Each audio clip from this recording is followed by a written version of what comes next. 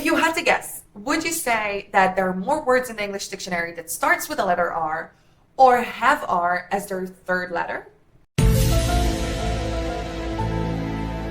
1974, Daniel Kahneman and Amos Tversky conducted a study in which they asked the same question. Most participants answered the first option and they were mistaken.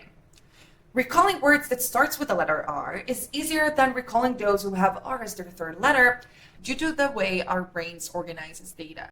Therefore, participants assume that they're more common. This erroneous way of thinking is due to the availability heuristic, a mental shortcut that is used to predict the likelihood of events based on how easily examples come to mind rather than statistical data. How we organize data isn't the only factor that impacts our tendency to misevaluate an event's probability. In this video, we're going to dive into those factors and understand how to avoid the availability heuristic trap in the future.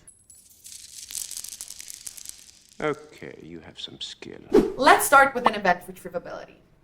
A study was conducted in which participants were dictated a list of both female and male celebrity names.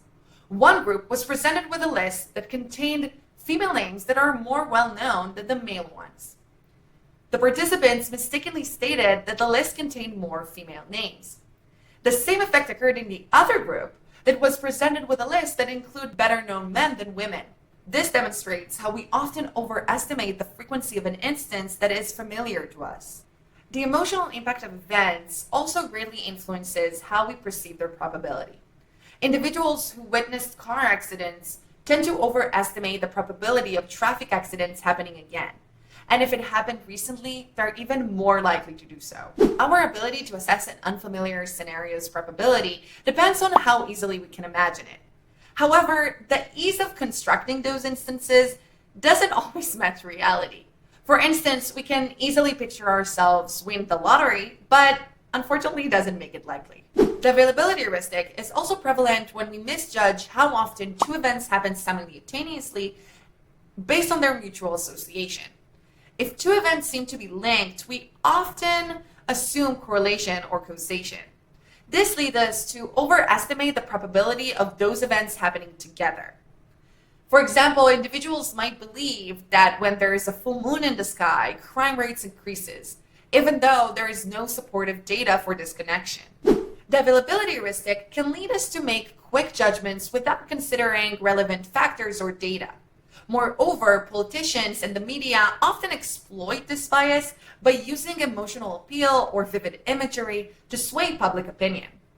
In personal relationships, the availability heuristic can cause us to generalize from a single negative event, leading to irrational long-term distrust. So, what can we do to avoid it? The first step, as usual, is acknowledgement and understanding the bias, so congrats, already made your first step. The second step, which is much harder, is to always seek factual data and diverse opinions before you're designating what is a rare or a common scenario. In their paper, Kahneman and Tversky mentioned two other mental shortcuts that cloud our judgment: anchoring and representativeness. To fully understand how they distort your judgment and how to override them, make sure you head over here and watch this video next.